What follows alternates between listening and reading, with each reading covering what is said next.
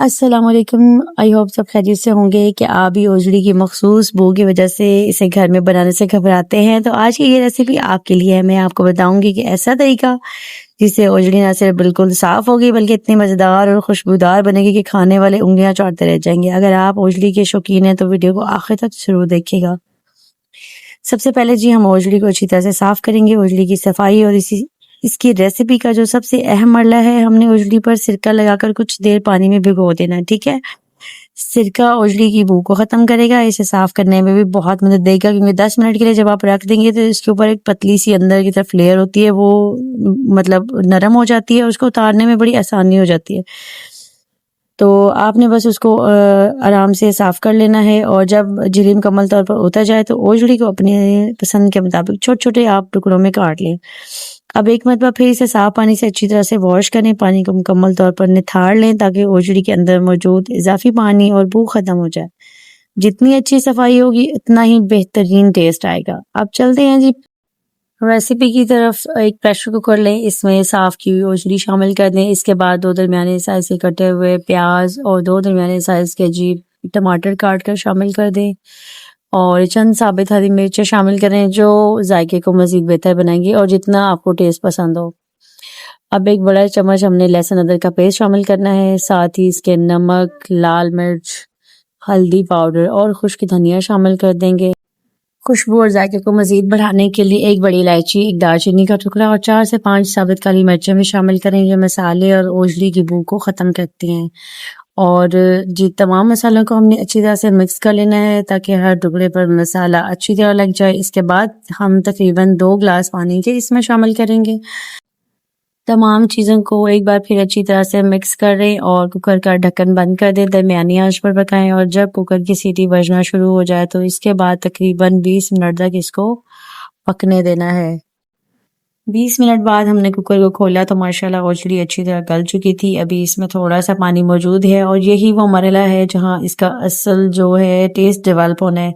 अब हम चूल्हे की आंच तेज़ कर देंगे और ओजड़ी को हाई फ्लेम पर पकाएंगे ताकि इजाफी पानी जो है वो खुश्क हो जाए। जब पानी तकरीबन खुश्क हो जाए तो अब इसमें ऑयल शामिल करें। ऑयल शामिल करने के बाद ओजड़ी को अच्छी तरह मिक्स करें ताकि मसाले दोबारा एक जान हो जाए। अब इसमें थोड़ा सा मजीद खुश्क धनिया और थोड़ा सा हम गरम मसाला शामिल करेंगे और आधा चम्मच इसमें काली मिर्च शामिल करनी है अपने पिसी हुई। और अब मुसलसल चम्मच चलाते हुए तकरीबन 10 मिनट तक भुनाई करेंगे।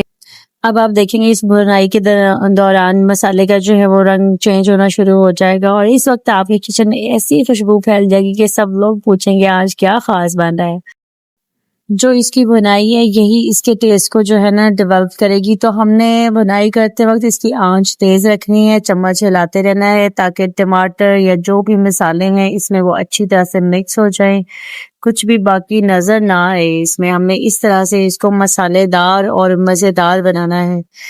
तो जी जैसे आपको नजर आ रहा है कि देखिए पानी हमारा तकरीबन सारा खुश्क हो गया है, ऑयल सेपरेट हो गया है। अब हमने 1 प्याली दही लेनी है। दही को आपने अच्छी तरह से फेंट लेना है ताकि कोई गुठली बाकी ना रहे। अब इस फेंटे हुए दही को ओजड़ी में शामिल कर दें। दही शामिल करने के बाद मुसलसल चम्मच चलाते रहें ताकि दही फटने न पाए और तमाम मसालों के साथ अच्छी तरह मिक्स हो जाए। अब हाई फ्लेम पर पकाते रहें यहाँ तक कि दही का इजाफी पानी खुश्क हो जाए और मसाला ओजड़ी के साथ मुकम्मल तौर पर जज्ब हो जाए। यही वो मरहला है जो इस रेसिपी को आम से खास बनाता है। दही ओजड़ी को ना सिर्फ मजीद नरम बनाती है बल्कि एक शानदार क्रीमी टेक्सचर भी देती है। दही डालने के बाद तकरीबन आपने इसको 10 मिनट तक फ्राई करना है और जी देखें इसको फ्राई करते हुए ऑयल सेपरेट होना शुरू हो गया है। इसका जो कलर है बहुत अच्छा हो गया है। फाइनली जी ऑयल सेपरेट है और दही का सारा पानी खुश्क हो चुका है। माशाल्लाह हमारी मजेदार, खुशबूदार और मसालेदार बकरे की ओजड़ी तैयार है। अब आखिर में बारीक कटी हुई अदरक और ताज़ा हरा धनिया इसके ऊपर गार्निश करेंगे। इसकी खुशबू और जायके को मजीद इनहेंस करेंगे। निकाल लें गरम गरम नान, तंदूरी रोटी या सादा चपाती के साथ भी आप सर्व कर सकते हैं। यकीन माने अगर आप एक बार इस तरीके से ओजड़ी बनाएंगे तो बार बार यही रेसिपी बनाएंगे जो बहुत ही नरम है, मजेदार है, खुशबूदार है और मसालों से भरपूर।